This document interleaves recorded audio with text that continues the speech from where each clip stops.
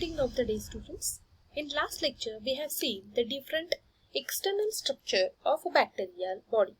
Now let's start with the internal structure of the bacterial body.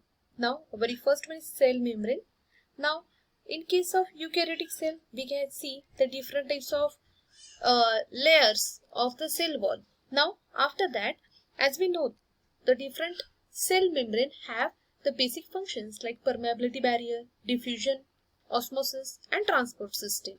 Okay, so after the different from eukaryotic cell and the prokaryotic cell, the role in energy transformation, that is the electron transport chain of ATP production, is different than that of the eukaryotic cell.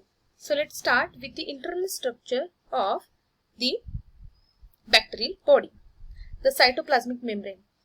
The cytoplasmic membrane is present immediately beneath the cell wall, found in both gram-positive and gram-negative bacteria. Now this concept we have already studied in our previous topic.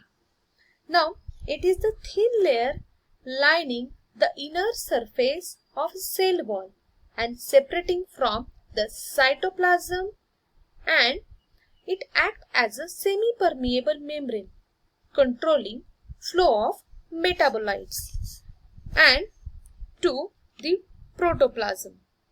Now this one is the cytoplasm and internal structure.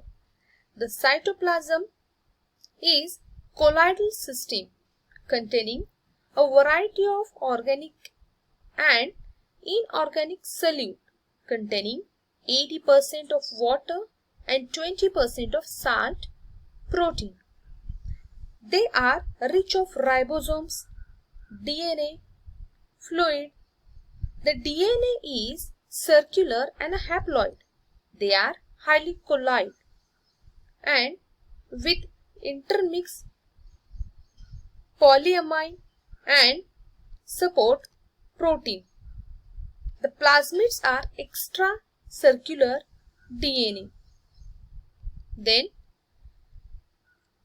ribosomes. They are the center of protein synthesis. They are slightly smaller than the ribosomes in eukaryotic cells. Now here you can see the 70S and 80S. Now this S stands for Seiberg unit. Now whenever we are write about the ribosomes, you have to write the unit, that is S, Seiberg unit. Then mesosomes.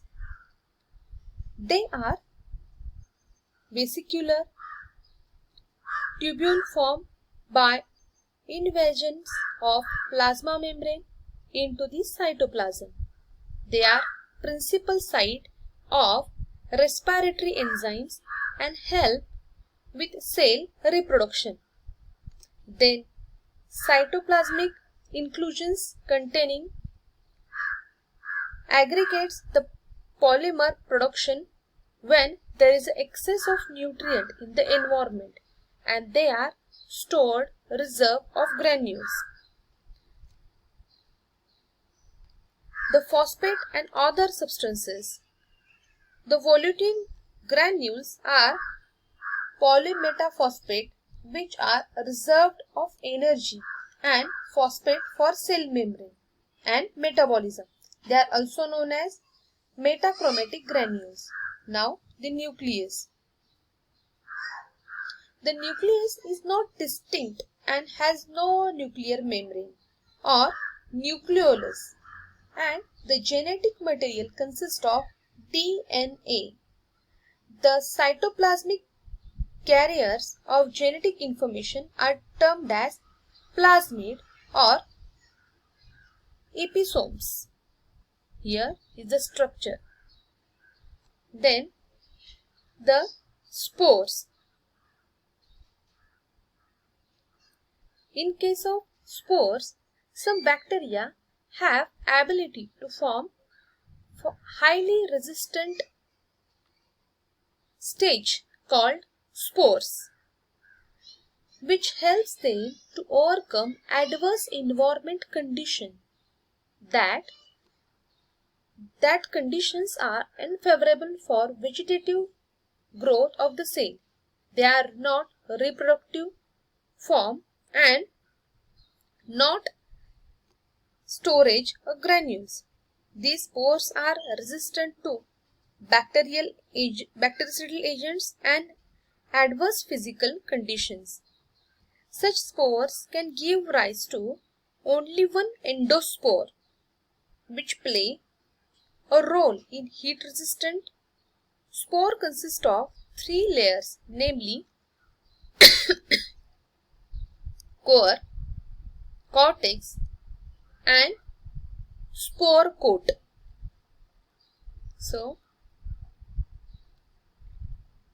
this is the life cycle of sporulation, where there is a bacterial chromosome and a DNA is there. Okay. The first one is spore septum begins to isolate newly replicate DNA into small portion of cytoplasm. In second step, the plasma membrane start to surround DNA, cytoplasm and membrane isolates in first steps. The next one, in next step, the spore septum surrounds in isolate portion forming four spore. Then peptidoglycan layer forms between membrane. Then spore coat form, and finally the endospore is freed from cell.